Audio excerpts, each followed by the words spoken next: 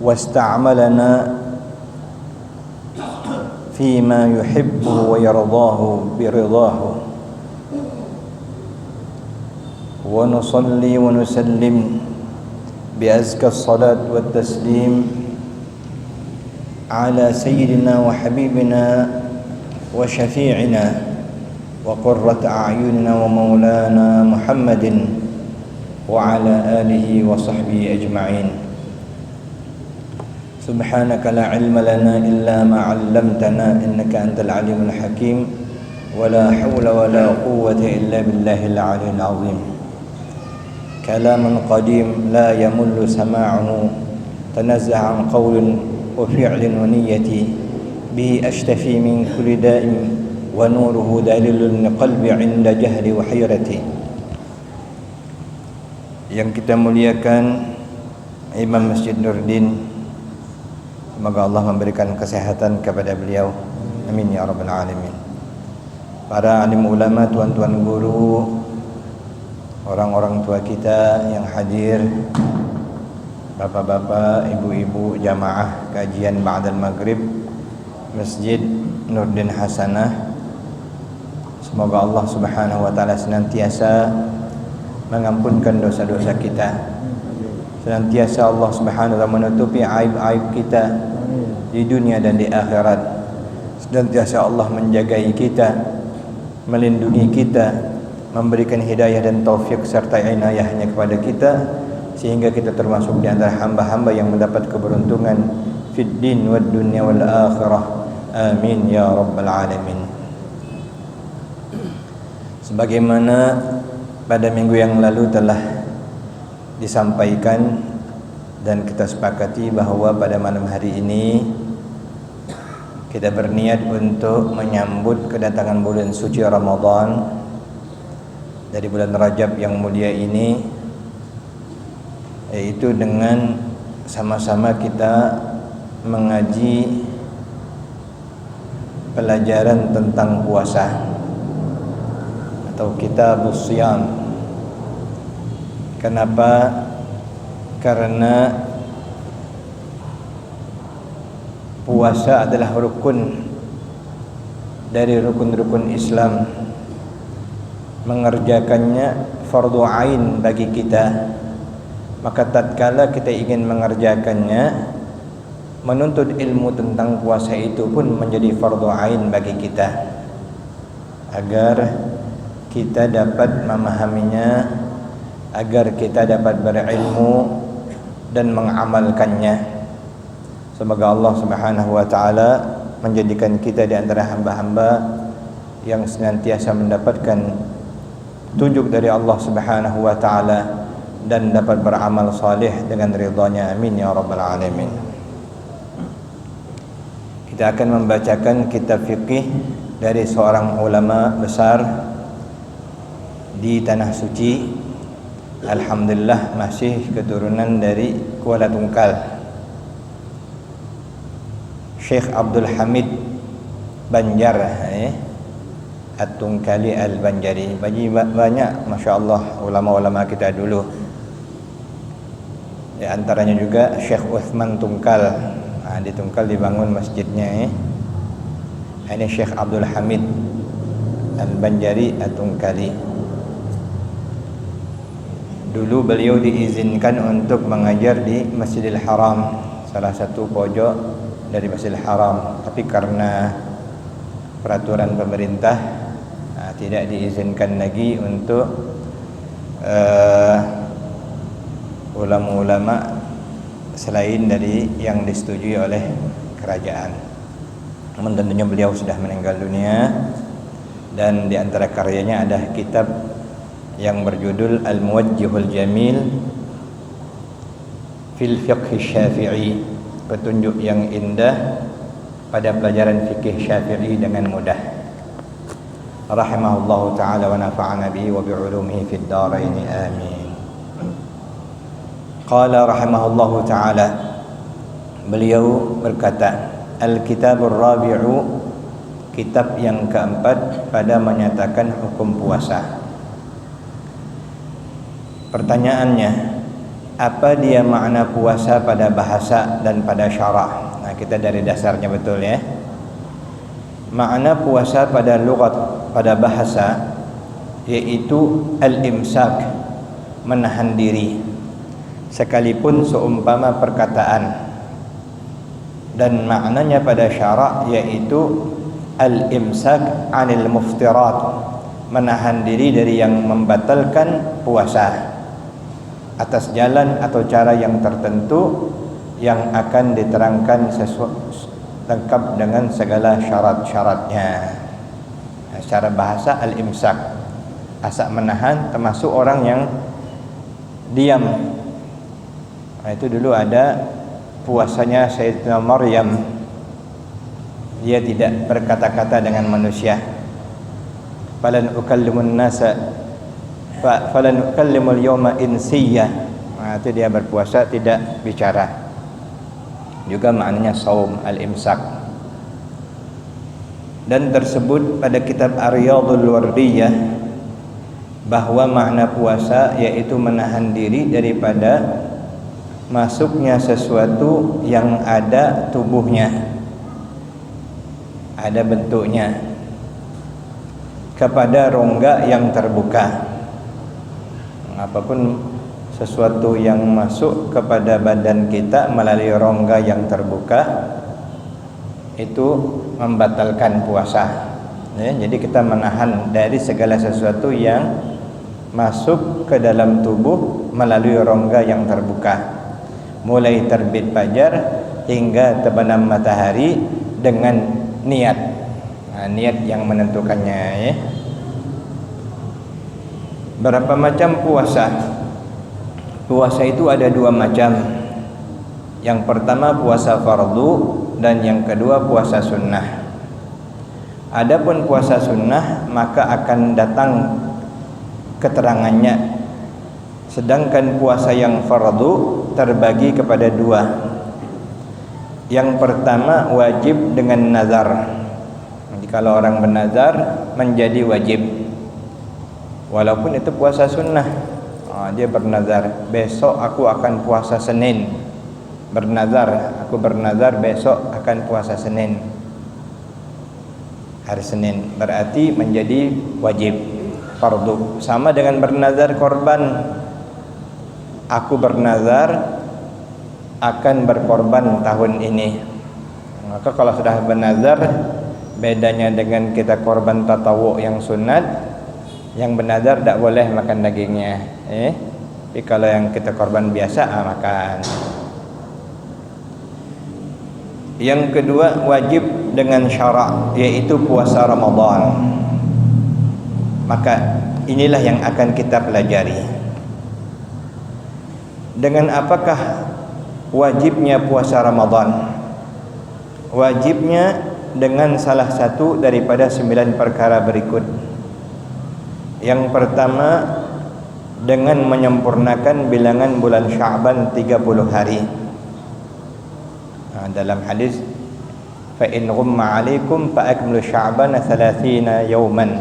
Kalau nanti ghumma 'alaikum, gelap, tak ada nampak hilal, maka fa akmilu iddatah Sya'ban 30 yawman, lengkapkan sampai 30 hari.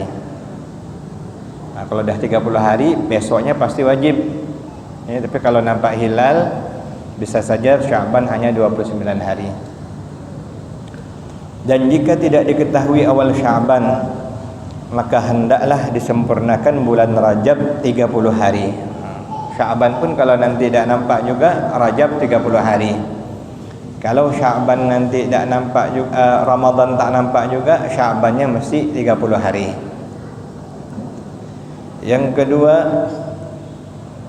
wajibnya karena melihat hilal anak bulan, maka wajiblah puasa atas orang yang melihatnya dan orang yang membenarkan akan informasi darinya. Jadi walaupun negara belum, pemerintah belum, tapi dia nengok dengan yakin dia bahawa itu adalah anak bulan Ramadan, maka wajib baginya. Kalau dia menginformasikan kepada orang, dan orang itu membenarkan informasi darinya, orang itu pun wajib. Walaupun misalnya pemerintah belum.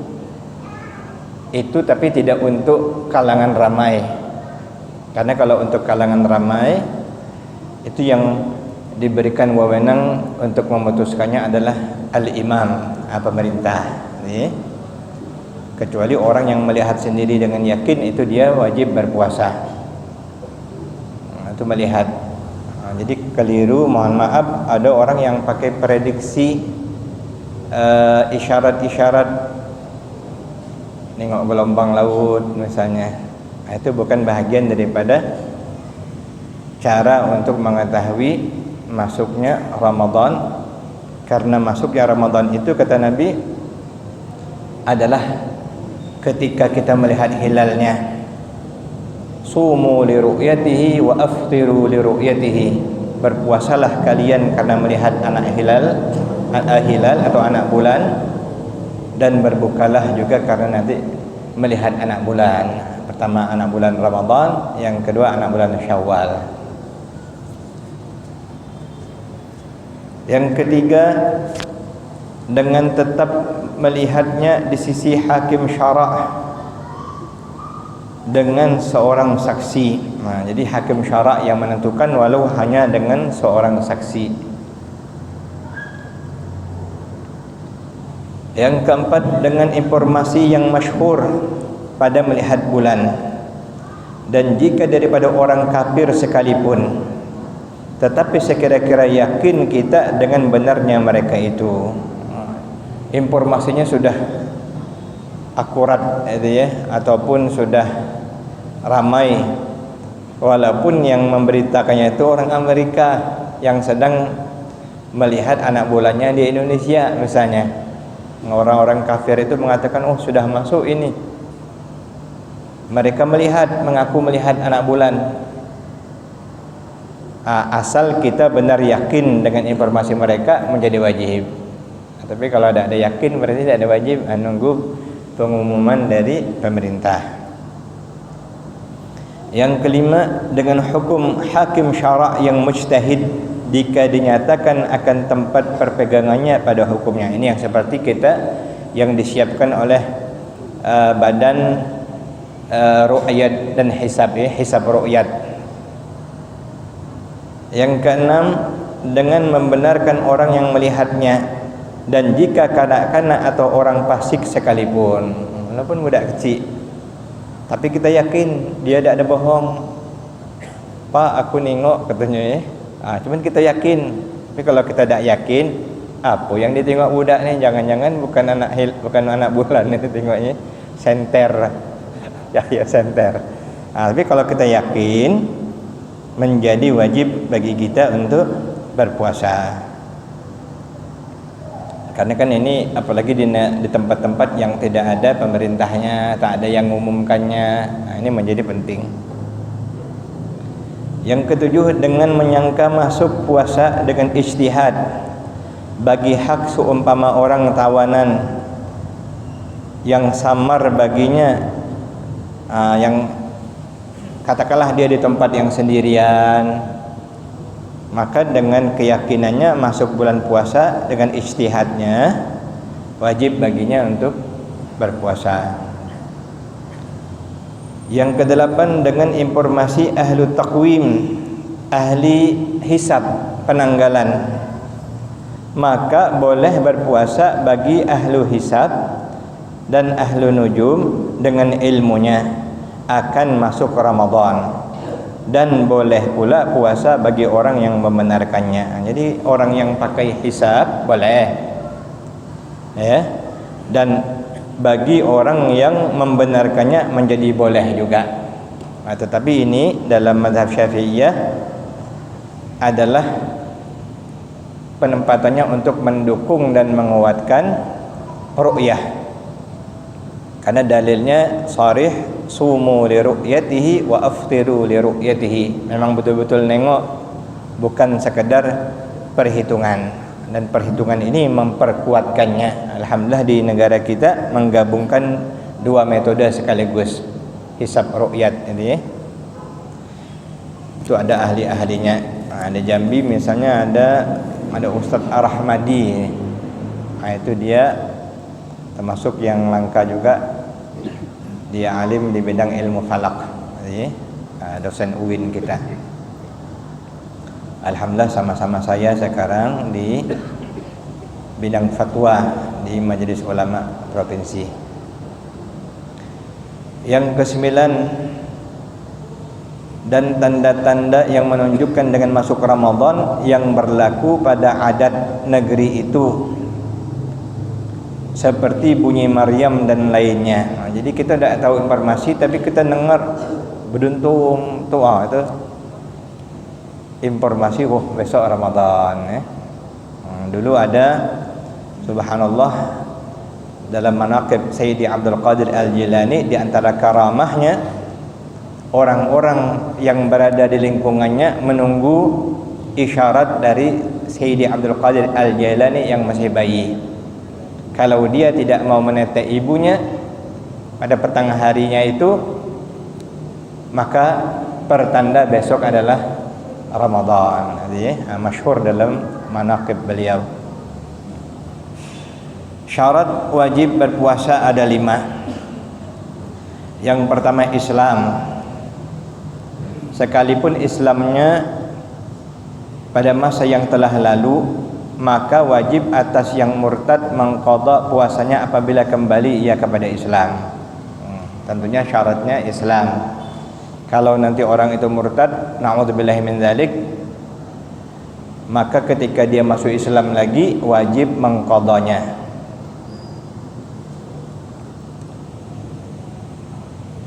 Yang kedua bulugh, yaitu akil baligh.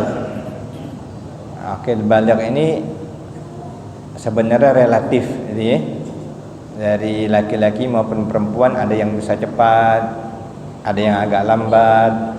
Cuman laki-laki umumnya 14 sampai 15 tahun misalnya, antara itu umumnya. Kalau wanita yang kedatangan haidnya atau tampak ciri-ciri kewanitaannya sudah sampai, sudah nampak, ataupun bermimpi, banyaklah itu. Maka tiada wajib puasa bagi kanak-kanak, seperti juga salat tak ada wajib. Namun wajib disuruh mengerjakannya bila telah berumur 7 tahun. Mau tak mau, yang penting orang tua sudah menyuruhnya. Jika anak tersebut kuasa, nampak sehat, kuat, dan jika sudah umur 10 tahun namun tidak mau, maka dipukul dengan pukulan pendidikan. Sama dengan sholat, pukul yang mendidik supaya memberikan takut, supaya anak itu mau mengerjakannya. Yang ketiga, kuasa untuk berpuasa pada hissi secara panca indera dan pada syara'. Secara tubuh dia sehat, secara umur sudah akil baligh, maka tidak wajib puasa atas orang yang tidak kuasa sebab sakit misalnya, yang tiada diharap kesembuhannya, atau orang yang sudah sangat tua. Sangat tua ini sudah lemah, berdiri pun tak tahan lagi, tak bisa lagi, tak ada makan minum, 2 jam 3 jam dia mesti makan, mesti minum, maka tidak wajib baginya. Cuman sekarang ini katanya ada juga tanda puasa, ketika ditanya, aku sudah tua, umur baru 50 tahun padahal langsung dia alasannya sudah tua.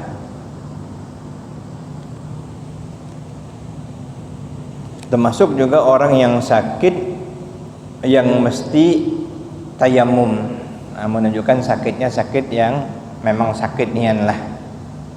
Jadi kalau sakit palak dikit-dikit, sakit gigi dikit-dikit, sakit pilek dikit-dikit, itu belum, wajib berpuasa. Yang kelima, bahwa tiada ia dalam keadaan musafir. Yang disebut dengan musafir ini apabila dia melakukan perjalanan di atas kurang lebih 84 km. Marhalatain ya, 2 marhalah. Macam dari Tungkal ke Jambi ke Tungkal itu sudah lebih 84 km.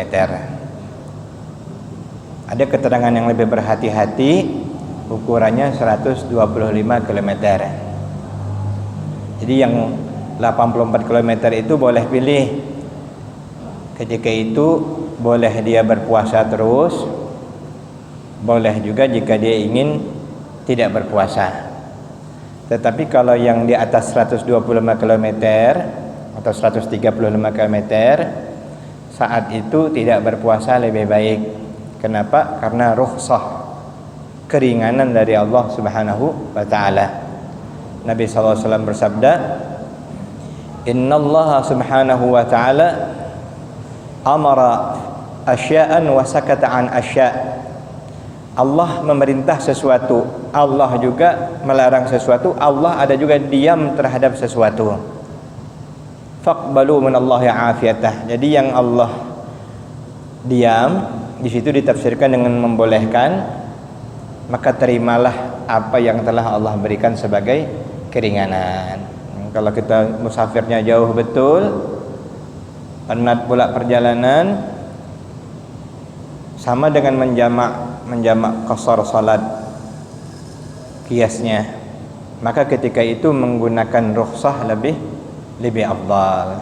Tapi kalau yang tadi kita boleh pilih, boleh terus berpuasa ataupun boleh tidak.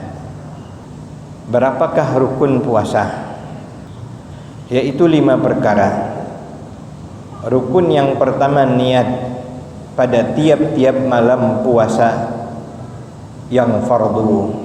Untuk bulan Ramadan hukumnya wajib tabyitun niyah, mulai dari malam hari berniat tersebut. Kapan masuknya mulai boleh itu? Mulai berbuka itu pun boleh sudah ya, mulai waktu maghrib. Tapi kalau puasa sunat, kalau belum berniat sebelum makan zuhur pun masih boleh. Kita bangun jam 7 tidak ada sarapan keluar, jam 8 tidak ada juga bini buatkan kopi, jam 9 tunggu-tunggu tidak ada juga, sampai jam 10. Kalau gitu aku puasa lah, itu boleh. Tapi kalau puasa wajib tidak sah ya, puasa Ramadan tidak sah, atau puasa wajib tidak sah kecuali tabyitun niyah, mulai niatnya dari malam hari. Dalam mazhab Syafi'iyah, jika meniatkan ia pada malam yang pertama daripada bulan Ramadan bahwa ia akan puasa sebulan penuh Ramadan, niscaya tiada sah, melainkan bagi puasa hari yang pertama juga. Jadi malam pertama tu dia langsung niat, nawaitu shauma syahri ramadhana kullihi fardhan lillahi ta'ala, nawaitu shauma syahri ramadhana kullahu fi hadhihi sanad lillahi ta'ala. Misalnya ya, ngajak aku puasa bulan Ramadan sebulan penuh pada tahun ini fardu karena Allah Ta'ala. Itu jatahnya cuma untuk sehari saja, walaupun dia meniat sebulan penuh. Tiada sah untuk yang selanjutnya. Itu pada mazhab kita Asy-Syafi'iyah. Adapun pada mazhab Imam Malik, maka sah niat seperti itu sebulan penuh Ramadan. Dan seyogyanya bagi kita bertaklid kepada kaul ini juga. Bahkan yaitu lebih aula. Disebabkan jika luput niat pada malam, niscaya tiada wajib bagi kita mengqadha yang demikian itu. Jadi kita dianjurkan pada malam pertama kita pasang 2 niat, ya? Yaitu dengan pertama taklid dengan Imam Malik, nawaitu shauma syahri ramadhana kullihi hadhihi sanah fardhan lillahi ta'ala. Kemudian nawaitu shauma ghadin an adai fardhi syahri ramadhani hadhihi sanah lillahi ta'ala. 2 niat kita. Jadi kalau secara nahu, kalau kita ingin ikut nahunya betul, yang paling benar bacaannya nawaitu shauma ghadin an adai fardhi syahri ramadhani hadhihi sanah lillahi ta'ala. Kita biasakan nawaitu shauma ghadin an adai fardhi syahri ramadhana hadhihi sanati lillahi ta'ala. Kalau mau baca begitu dibaca nanti hadhihi sanata. Tapi yang paling afdal tadi dia mudhaf ilaih syahr Ramadan. Tapi tidak apa-apa, itu secara nahwu secara hakikatnya Allah tahu niat kita itu. Tapi eloklah kalau kita bisa betulkan lagi. Dua niat itu niscaya kalau ada satu yang terlupa atau luput, maka tidak wajib lagi bagi kita mengqadanya. Itu dipasang di awal, di malam pertama bulan Ramadan. Itu dengan syarat kita bertaklid dengan qaul dari Imam Malik. Kalau kita tidak berniat bertaklid, maka niscaya wajib mengqadanya. Jadi nak tahu juga bahwa yang kita ikuti itu adalah bertaklid dengan mazhab Imam Malik. Tak besok kita macam ngarang debek aku dua niat katanya, besok untuk besok sekaligus untuk bulan ni. Menurut pendapat kita kendak gitulah. Itu tidak bisa. Mesti kita ada merujukkan dengan mengikuti petunjuk juklak daripada imam-imam mazhab kita. Dan tiada disyaratkan pada sah taklid itu bahwa diketahui segala syarat puasa pada mazhabnya. Sebab tiada bersalah-salahan ia dengan kita melainkan pada niat itu juga. Ini beda dengan solat. Untuk puasa tidak dituntut kita macam mana puasa menurut mazhab Maliki.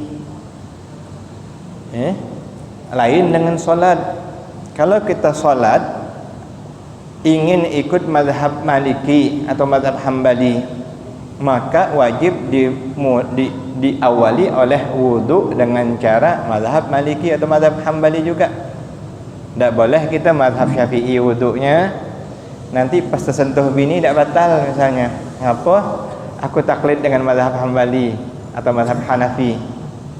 Sementara wudunya wudu Syafi'i. Ini yang sering terjadi kalau kita ada orang kita haji atau umrah. Katanya ada yang menginformasikan dia menuju Masjidil Haram tu bergandengan dengan bininya berpimpin-pimpinan. Ngapo? Tak ada batal lah kalau di Mekah ni, kalau di Jambi baru batal katanya. Jadi itu dia situasional juga. Kalau darurat baru kalau tidak darurat belum lagi. Itu adab untuk kita bertaklid. Sama juga dengan dalam praktek kita sehari-hari,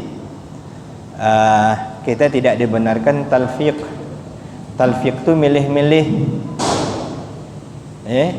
milih-milih yang mudah-mudah. Berwudu ikut Imam Syafi'i, tak mau batal tersentuh bini ikut Imam Hambali atau Imam Hanafi.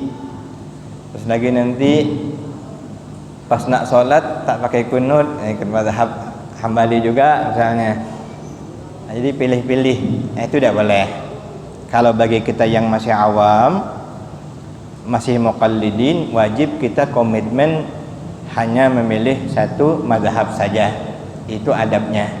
Kecuali kita sampai ke tahap mujtahid, orang alim yang sudah pandai betul memilah dengan syarat dan ilmu yang cukup. Ini kita ni kadang-kadang baru baca buku langsung nak berfatwa. Itu yang kekurangan kita langsung nak memponis, langsung nak menghukum. Kita kembalikanlah kepada ahlinya untuk hal-hal yang terkait dengan fatwa, terkait dengan dalil. Sebab zaman sekarang ni orang-orang dikit-dikit nanya dalil. Apa dalilnya? Pas kita unjuk kitab hadisnya tak pula bisa bacanya. Itu maknanya itu kan bukan sekedar tahu tapi tidak menjadikan kita dapat menentukan hukum sendiri. Kita ikut dengan ulama-ulama kita. Fas'alu ahlaz zikri in kuntum la ta'lamun. Itu kembalikan kepada ahlinya.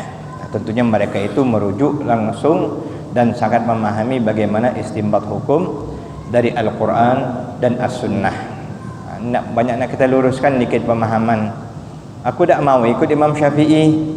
Tak mau ikut Imam Hambali. Ngapo? Aku ikut Nabi langsung. Aku tak mau ikut orang. Ngapo pula ikut-ikut orang? Apakah Imam Syafi'i tak ikut Nabi? Pertanyaannya, apakah Imam Maliki tak ikut Nabi?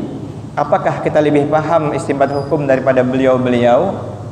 Kita ini enak dibikinkan juklak, namanya mazhab tu juklak, petunjuk pelaksanaan. Manhajnya manhaj Rasulullah, GBHN-nya itu sudah syarak yang menetapkannya. Cuman untuk memudahkan kita step by stepnya, ulama mazhab yang membimbing kita supaya kita tidak usah pening-pening lagi, karena kita tidak bisa langsung nak nengok dari Quran, nak nengok dari hadisnya, banyak betul syarat-syaratnya. Beruntung kita, alhamdulillah Allah telah jadikan imam-imam itu a'immatul huda, gelaran mereka, imam yang 4, dan telah disepakati oleh ulama mayoritas ahli sunnah wal jamaah bahwa mazhab ahli sunnah wal jamaah tidak boleh lepas daripada salah satu 4 imam mazhab tersebut. Tidak bisa kita melepaskan diri dari mazhab. Arti kata mazhab itu tempat berpegang. Fabidunil mazhab fa'ina tadhhab. Kalau tidak ada tempat berpegang, mana kita nak anunya, nak ngambil contoh itu ya, step by stepnya. Itulah. Kemudian ada di sini keterangannya yang terkait taklid tadi. Itu dapat kita pahami dengan syarat-syaratnya. Kalau puasa sunat sah niat walaupun di siang hari selama belum zuhur, belum makan, belum minum, boleh kita berniat selama belum masuk waktu zuhur. Dan sebelum ada apa-apa yang membatalkan puasa. Kalau sudah ngopi di toko Banjar sana, lalu jam 9 aku nak puasa lah, tak mau tu, pagi-pagi sudah ngopi dulu. Apa hukum menta'yinkan fardunya pada niat? Nawaitu shawma ghadin an adai fardi syahri ramadhani hadhihi sanah lillahi ta'ala. Apa hukum fardunya itu? Hukumnya wajib. Sama ada yang diniatkan itu puasa Ramadan atau puasa nazar atau puasa kafarah, yang sifatnya adalah puasa-puasa yang wajib. Maka untuk yang wajib sama juga dengan sholat, wajib kita niatkan fardu tersebut. Dalam niat kita itu kan ada 3, ta'arad, qasad, ta'arad, ta'yin. Usalli qasad, sengaja. Ta'arad nyebut fardu atau sunnahnya, ta'yin baru solatnya. Usalli fardal maghrib, itu yang rukunnya. Lafaz itu sunat hukumnya. Yang di dalam hati itu nanti waktu Allah, dalam Allah sengaja aku salat maghrib, itu hukumnya rukun. Kalau kita tidak ada itu, tidak ada sah dalam mazhab Syafi'i. Ataupun nyebutnya sebelum Allahu Akbar, sudah nyebut duluan, sengaja aku salat maghrib dekat ikut imam karena Allah Ta'ala. Allahu Akbar, dalam Allahu Akbarnya kosong, tidak ada berniat, tidak sah. Mesti dalam alif dan ra. Itu dalam mazhab Syafi'iyah.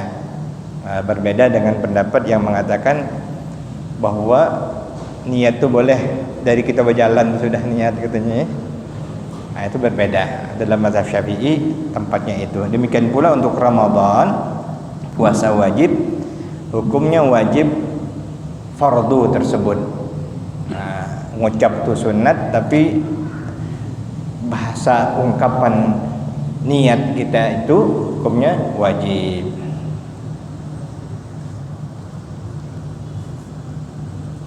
Dan jika terlintas di hati kita pada malam hari akan puasa esok hari, niscaya memadailah demikian itu pada niat. Yang penting kita niatkan, niatkan fardunya jangan tertinggal.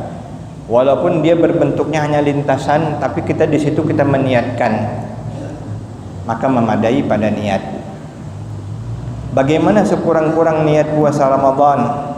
Yaitu bahwa dihadirkannya di dalam hati nawaitu shauma ghadin an ramadhana, bahwa aku berniat puasa esok hari daripada bulan Ramadan, fardhan lillahi ta'ala, fardu karena Allah Ta'ala. Artinya, dan bermula niat yang sempurna, nawaitu shauma ghadin an adai fardhi ramadhana hadhihi sanati lillahi ta'ala. Ini yang tak pakai syahri. Tapi kalau pakai syahri ramadhani hadhihi sanati lillahi ta'ala. Ada juga adai fardhi ramadhana hadhihi sanata lillahi ta'ala. Tapi tak masalah itu ya. Yang kedua, rukun yang kedua, tarkul muftirat, meninggalkan segala yang membatalkan puasa. Apa saja yang membatalkan puasa? Nah, itu secara hissi, secara zahir. Nah, namun kalau kita nanti bersungguh-sungguh, takut kita. Di dalam hadis ada disebutkan ada beberapa macam yang membatalkan pahala puasa. Khamsatun tubtilu as-shaum. Artinya tubtilu thawab as-shaum. Di antaranya adalah al-ghibah. Jadi a'udzubillahi min dzalik, dan Allah melindungi kita. Secara zahir, secara fikih sah, tapi secara adab, secara hakikat, kata Rasulullah SAW, orang yang menggibah itu telah membatalkan puasanya. Artinya pahala puasanya, namun tidak wajib qada. Cuma rugilah. Kam min shaimin laisa lahu min siyamihi illa al-ju' wal 'atas. Betapa banyak orang yang berpuasa tapi tidak dapat apa-apa melainkan hanya lapar dan dahaga saja. Mudah-mudahan Allah menolong kita, Allah membimbing kita, dan Allah menjadikan kita di antara hamba-hamba yang diridainya fid dunya wal akhirah. Amin ya rabbal alamin.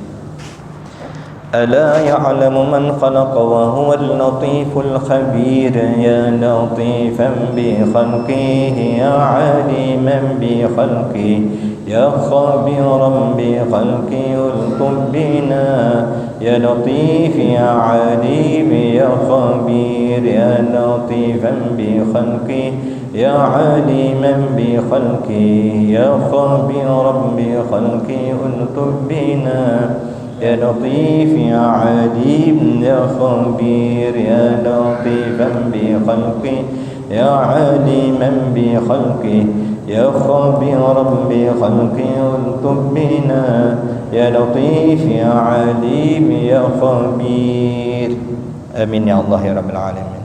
بسم الله الرحمن الرحيم. الحمد لله رب العالمين. اللهم صل على سيدنا ومولانا محمد وعلى آله وصحبه أجمعين. اللهم علمنا ما ينفعنا وانفعنا بما علمتنا وزدنا علما. وصلى الله على سيدنا مولانا محمد وعلى آله وصحبه وسلم والحمد لله رب العالمين. السلام عليكم ورحمة الله وبركاته.